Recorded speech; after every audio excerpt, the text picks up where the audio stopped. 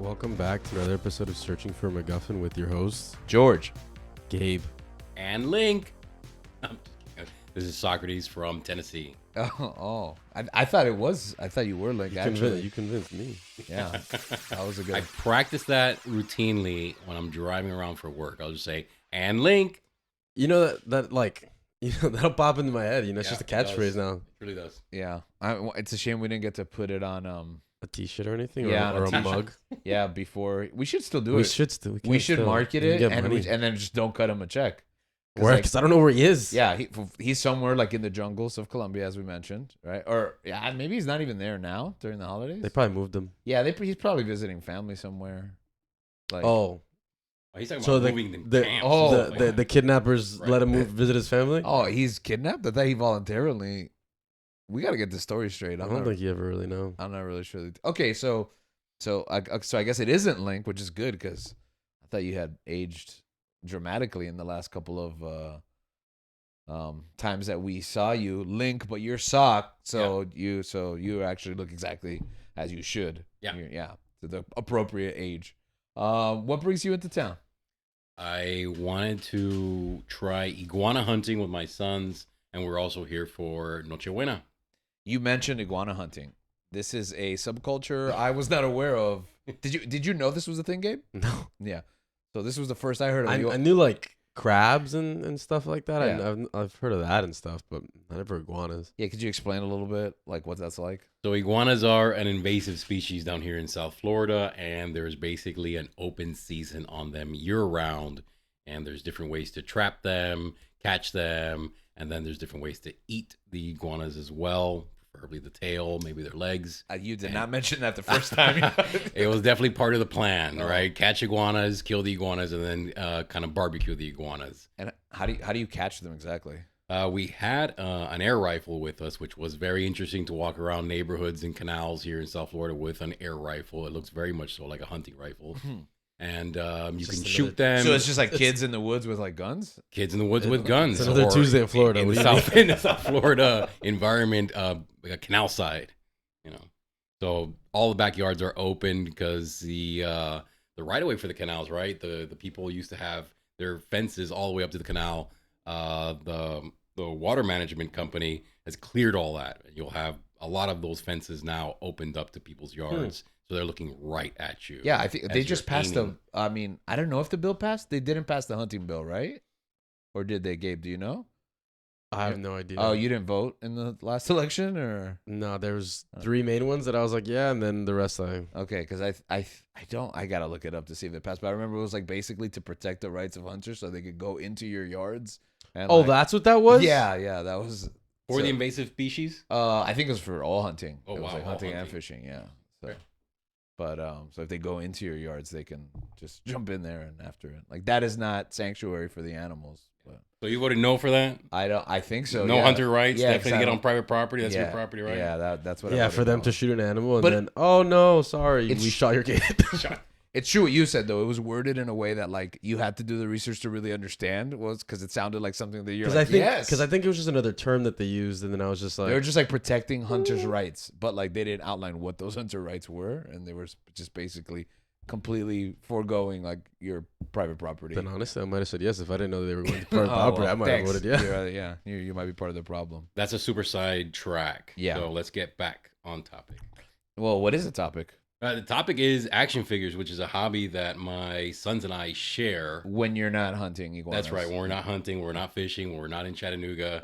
My boys have gotten into action figure collecting, and they pulled me into it in a big way. And we'll have each like Grail type things that we're searching for, or lines that we want, or characters that we want, and then we're always going back and forth on who has the best action figure collection. And it's a very nice hobby to share with my 2 boys. That was really the order of operation. They got into it and they drew you into it. No, I had as a I had my Yeah. doubts. yeah, as a fan of comic books and stuff like that, they're usually stored in boxes, so you're not seeing it. So you want a visual representation of that collection, and the best way to do that is with action figures, posters, statues, and whatnot. And the cheapest way is really a couple action figures. And I had that. but not in a very large way like some collections or some people will focus specifically on the action figure, right? Mm-hmm. And then I always had a little bit of that, and the boys, grew up looking at that shelf and be like, "Oh, those are so cool." And then finally they got into it, and now it's blossomed into a hobby all three of us share and enjoy. And then, oh, I have this guy, and I'll trade you that guy. And then, no, that guy sucks, Dad, because he has no articulation. Whatever it is, the thing is that I try and get them to like look at the details, look at the pricing. There's other hidden things like getting the boys into magic, which is like a subversive way to get them into simple math, complex math, just off the cards itself. This is like a backdoor to a lot of Oh, different things. like Magic the Gathering. Magic Yeah. the Gathering, that's right. Oh, that's really interesting. You mentioned smooth way to incept your children into liking the right? things that you like. and learning apparently like And learning, there always has to be a base of learning because you're spending so much time with these hobbies and things like that there has to be a benefit other than, oh, this action Something figure, this productive, comic, yeah. etc. Or this. I mean, whatever it is. it's true because I think a lot of my literacy came from Right. constantly reading. Yeah, of course. Right. Of course. And it's something that I push, like, even in the classroom, like, grab a comic book, grab a, Right. eventually you'll, like, graduate and to something else, but whatever gets you hooked. And it's like, it's true. You create narratives and stories. It's like what this show is about narrative and story. And you do that when you create those stories when you're even playing as a small child with those toys. 100%. So last time I was here, I had mentioned that there was a period of my childhood where I did not have a television set, right? So I had to specifically focus on the comics and the novels, the Star Wars novels and whatnot. But I also had action figures, and the action figures would be a lot of play. And being an adult now and seeing the way my son, especially the little one, plays, it is like a whole entire world that opens up to him with just 2 or 3 little toys, and he's on the carpet, and all of a sudden they're in a swamp or they're in the desert, and there's camels, whatever it is he's making up. The play is super important just because it opens up that imagination, that thinking outside the box, and not just sitting in front of a screen all day. Yeah. Kind of just doing what the AI wants you to do, click on what the AI wants you to click on. Yes, it's one thing to have these stories fed to you and to Right. like have them wash over you, which is it's nice to experience a story being told to you, but to actually engage in creating that narrative is so much stronger. And I also think that one thing that I learned when I was growing up with toys is to appreciate the resources and use all the resources at your disposal. Because at least when I was a kid, it was like you mentioned a camel. Like if I have a camel, I got like a camel toy at a birthday party and like a grab bag. Well, Right. great. Now I have some scenery. You know what I mean? It doesn't matter what crappy toy you there's got. props and Yeah, it's you like, got- there's a new character. You can add this to a new setting.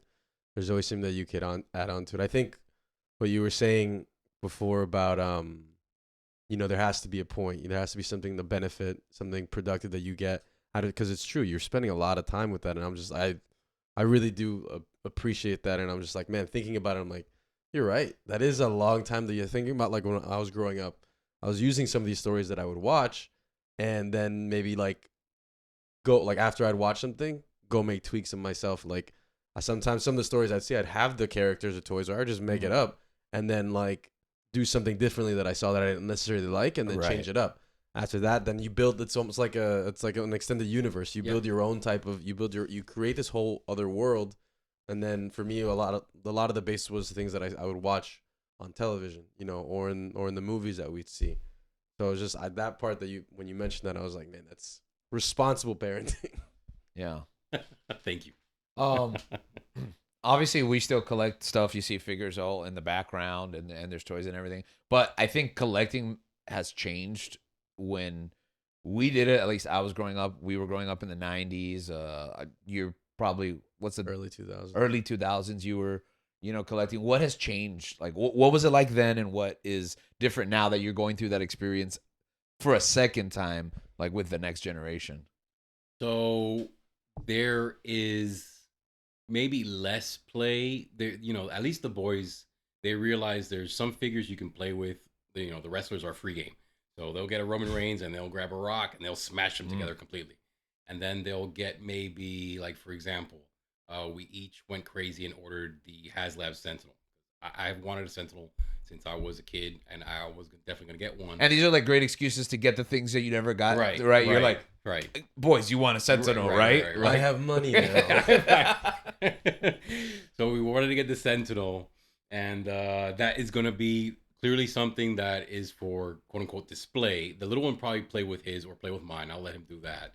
But my eldest son, his collection is a lot different. It is just for display. He likes buying these certain type of figures, and he wants these certain type of characters. Then he'll buy the little base to then have the figure flying or using his powers and stuff like that. And it really is just a display for him. He has comic books in the background of the figures to make the figures pop. It looks very impressive. I'm gonna need you to have to send me some photos of that because I would love to see what that's like. Yeah. But then he'll play with my little son's action figures. Right? He still likes to play. So he gets the best of both worlds. He Yeah. gets to be a collector, Yeah. but then he has a sibling that he can just do it. Yeah. Smart. Yeah. Yeah. You mentioned, I think you said affordable. Like that. It was a cheap way to kind of have the characters come to life when we were growing up. Yeah. From what I've seen, not so much anymore. Not so much anymore. Yeah. Not so much Some anymore. of those figures are quite pricey. Well, the HasLab Sentinel was over $100, which, in my opinion, I'm not really going to be paying that type of price for just an action figure. I made the exception just because I've wanted it. The boys were super enthusiastic about it, and then we had turned the day into a joke. The last day to order the Sentinel was my wife's birthday. And we were making fun that, oh, it's not your birthday, it's Sentinel Day. And we're gonna make a cake for Sentinel Day, etc. It was very funny. So we got into that. But usually, like, the price point is $5-6 for me, and I'm buying them, on the back market, in garage sales or whatever. We're actually going up to Ohio for I think the largest toy convention in America. 7 buildings and whatnot. Wow. And I had taken the boys to a toy convention in Chattanooga. And there, for the first time, they actually haggled for action figure, back market stuff. Proud moment. Yeah. Oh, it was awesome to see the boy be like, well, the dealer knew that the boy did not want to buy it at the price point, and then initiated the haggling. He's like, well, what do you want to pay? And he's like,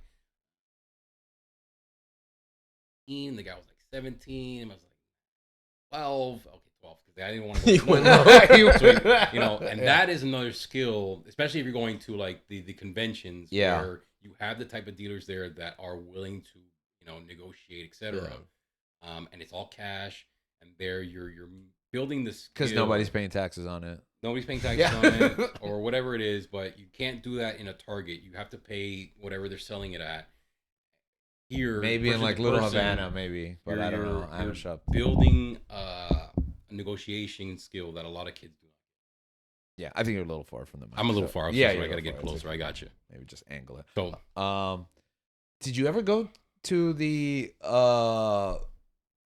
little like a market in like Town and Country Center? Yes, here, I went with you a couple. I think we went together, course, right? man. Yes. And there you can buy the cards or make a deal, and they also had action figures there as well. Yeah, I remember that was like the greatest thing of my life, and it was like. You're talking 7 buildings, right? The world's largest. Yeah. And I'm like the hallway at the Town and Country Center. Was awesome. Yeah, that was awesome. That was like it was like going to Disneyland. Right. And it's amazing how big these markets have gotten and yes, how just you were rattling off when we were prepping for this episode some like brands of like popular lines. What are some of those like toy lines? To me, it's all about Toy Biz in terms of superheroes, especially Marvel superheroes. I love those. Is that what they're really big X-Men, into? Spider-Man. No, they're into I guess Marvel Legends is the latest and greatest, and that's by Hasbro, who also does G.I. Joe. But to talk about brands that like got me started, Oh, really quick, I forgot to ask you about the Sentinel thing. Do any of your X-Men toys feel like betrayed that you're introducing that now into your home? Like, are they fearing for their lives? Or? No. Okay. They want to fight the Sentinels. Oh, I see. To eradicate. Because Right. the Sentinels are somewhere, right? Right. So bringing them here is just a chance right. for them to destroy. Right. Okay. So you were mentioning, you said Marvel Legends by Hasbro. Kenner was a big brand at one point too. Kenner was what I grew up with. The Star Wars they figures, still right? make the Star Wars. Yes. I feel like they've been doing it since like the 70s. Sure. Yeah, because I know the old ones that I grew up like seeing in magazines, and then when they re-released the original movies, like on VHS with THX remastered. Power of the Force. Yeah, they brought back like that original line, but remade. The figures look much better. Yeah, obviously, like a roided out Luke Skywalker. Yeah, exactly the one from the cover of the poster. And I remember, I think you remember, right? That I had them all behind glass in my house, and like we would bring them down to play with them. You're right. But when playtime was over, they go right back on display. That's right. And that was one Christmas that I got that entire like first line and the Millennium Falcon. And I think to this day, I mean, I'm a 40-year-old man, and like that's probably one of the best Christmases that I've ever had.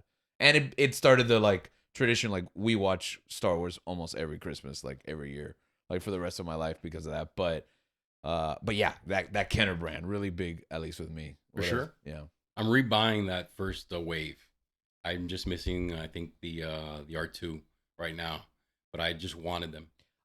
I've been tempted to do that, but I'm like, I really don't have a reason to. I don't know if you know what happened to my Kenner line. No, I don't. You don't know the story? I gave them all to my kids. So I had them at one point, maybe 40 of those characters in a box, and the boys played with them. Okay, and they added to it. We'll strap in because I'm going to try to tell you the story in about 2 or 3 minutes. Okay. All right, so we have a mutual friend, right? His name's Igor. Oh, Igor. Yeah. And we had a play date set up. He was going to come over. We were going to play some video games. We were going to play with some It's like middle school era? Or? I think it was a little packed because you were with us in middle school. Right. So we're maybe it's like you were gone for 8th, right? Yes. So maybe between 8th and 9th, right? Okay. Maybe the summer of, right? And he comes over and we are all amped up. Like we're gonna whole day together. It's gonna be like 12 hours of nonstop, whatever we want to do. Igor's awesome, by the way. Yeah. Well, wait till the end of the story. So Igor comes in. We're like, yes, this is it. This is our day. You're here for like 16 hours. This is gonna be the best. My sister walks in, jumps on my rolling chair that I was sitting on. Yeah. Pushes me into that glass display. Okay, I know the Star Wars stars. Oh, you do? Yeah. And then like the glass falls on my arm, cuts me. I end up in the emergency room. Igor ends up alone in my house for the next 15 hours. He was only there for about an hour, right? But what does he do? It was like the light was shining from the broken glass. The toys have now been released. And he took all of my Star Wars toys, took off all their capes, switched their lightsabers, maybe snapped one in half, one rolled under the bed. I come back, bandaged up. Yeah. My best friend is gone. I'm alone, and my collection is just decimated all over the floor. He didn't even pick them up. Oh. Yeah. And from that moment on, I vowed I was never going to buy another Star Wars. Oh, I thought you were like, I'm never going to talk to this guy again. No, that's probably what I should have done. So if you're out there, if somehow you listen to this piece of audio. Oh, he's a big fan, by the way. Yeah. Oh, well.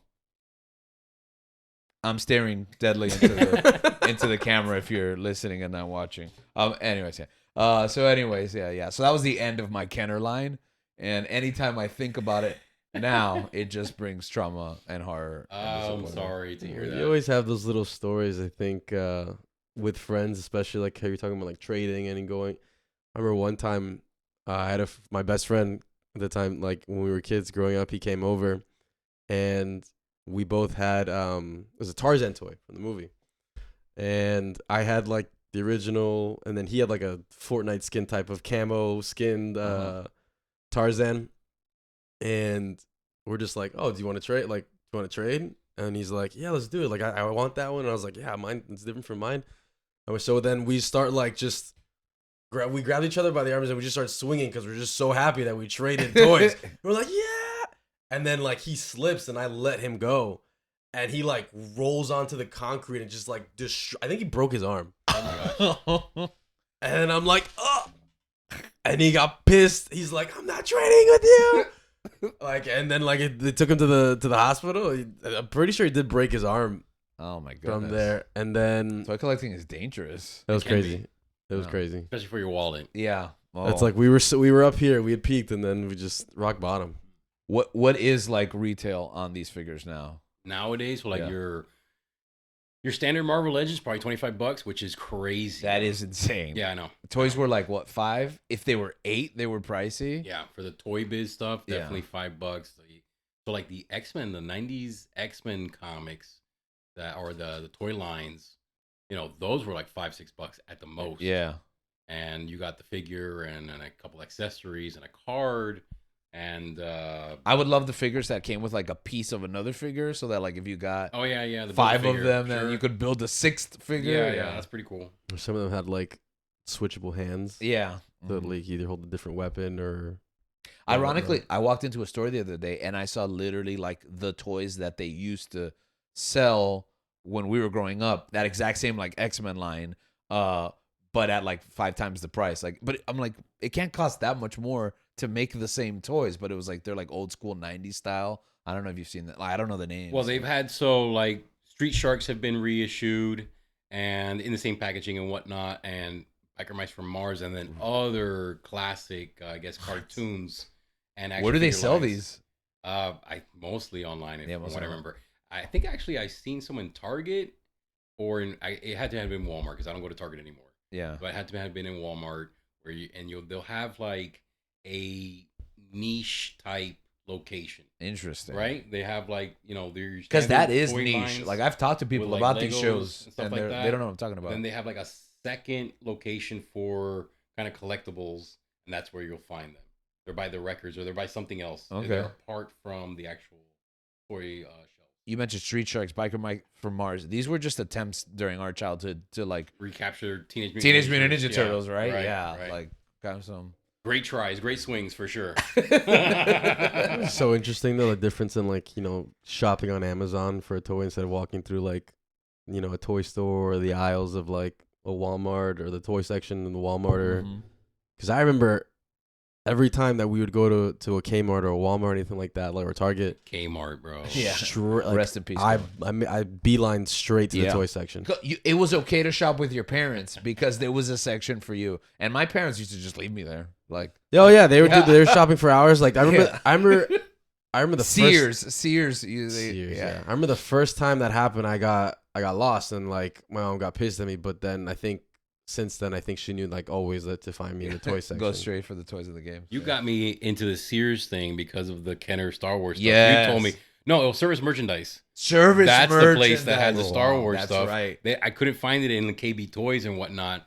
And they had a Service Merchandise. I forget what shopping center, but it was something that my parents liked going to because there was an Outback Steakhouse there. I think it might have been International Mall. Maybe. It was around there. Yeah.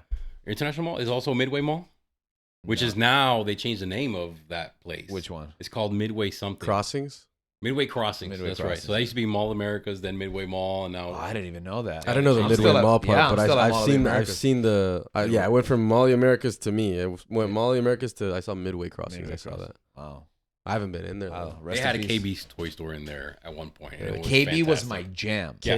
KB in Town and Country. You're right.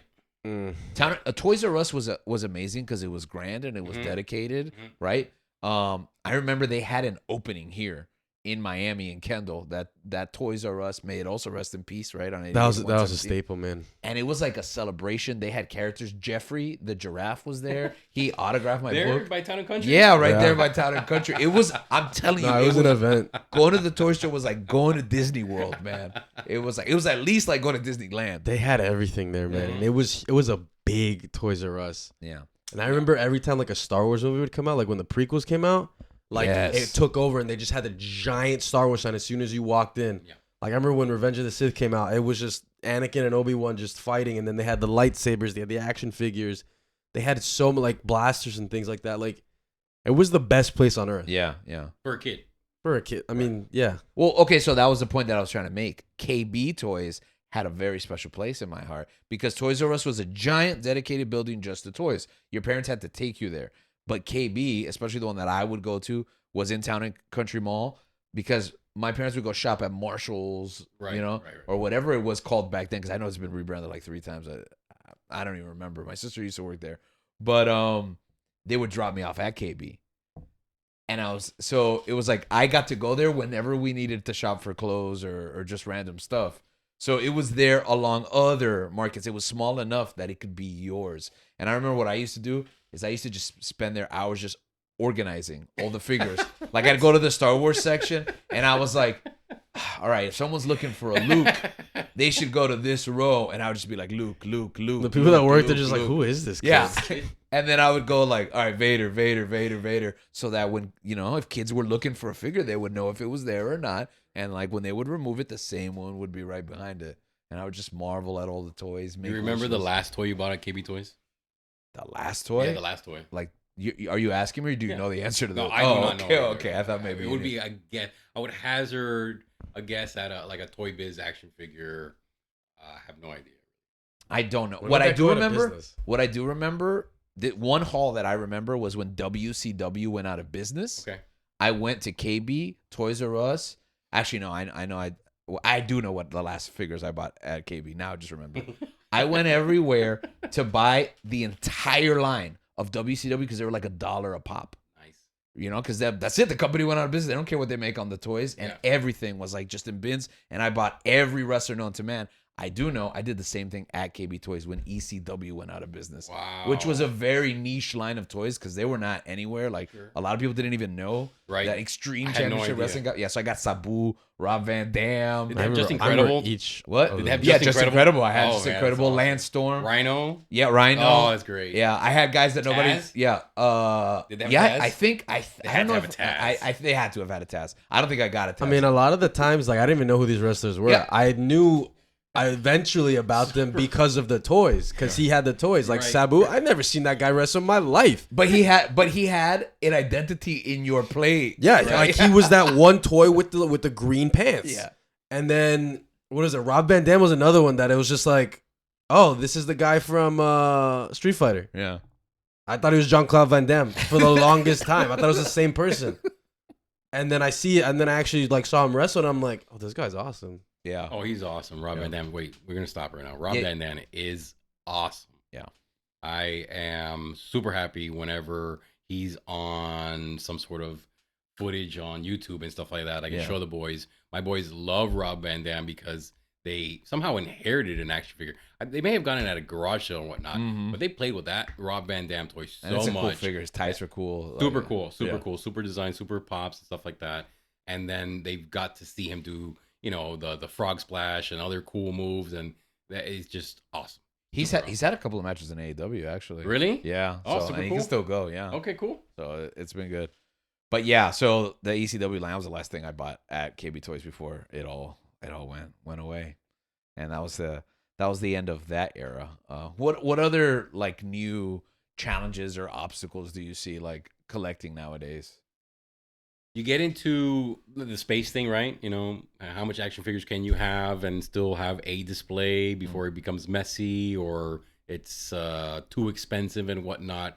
My boys and I, we do Cub Scouting and then Boy Scouting, and part of the scouting is being thrifty. So definitely trying to push the garage sales or the conventions where you can do some backdoor dealing and stuff like that versus paying full market retail for these action figures. That will definitely leave a hole in your pocket. Yeah. There's plenty of people on YouTube who will do toy reviews and stuff like that, and they're buying these things off the shelves. You can just easily do the math in your head that these guys are spending, 10 grand, 15 grand, 20 grand easily just to review action figures for their channel. And I get if that's their hobby, that's fine, but that's a little too expensive for me to do. And definitely I don't want to pass down such an expensive hobby to the boys. Yeah. Do you find it now that there's a market, like you said, there's toy reviews, they catalog these, like there always used to be the magazines. We used to look up the prices and everything. But I think there's a lot more,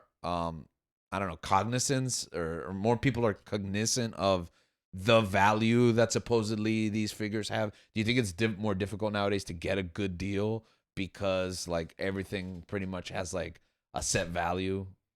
Yes and no. Right, you can always still find the deals in secondhand shops that maybe just buy in bulk or whatever, and they just want to get rid of the stuff for $5 a pop and then make their return on investment a little faster. My son Hector does a really good job of keeping track of his quote unquote value of the figures and whatnot. And I say quote unquote because really, unless somebody's gonna give you the money for it and get the money in your hand, it's just a kind of a placeholder, right? $50 for this action figure is not $50 until you get the $50 in your hand. But that says a lot about not just figure collecting, but a lot of things, right? Society. Sure. Yeah. The perceived value. They'll be fine when it's time to go buy a car. Yeah. They'll be good. Yeah, they'll know how to negotiate, Yeah. how to smell a deal, how to smell being kind of suckered into a deal Yeah. that doesn't go for you. And stuff like The that. what is it? The thrill. I'm sorry. The thrill of victory, the agony of defeat. Yeah. You learn from those losses just as much.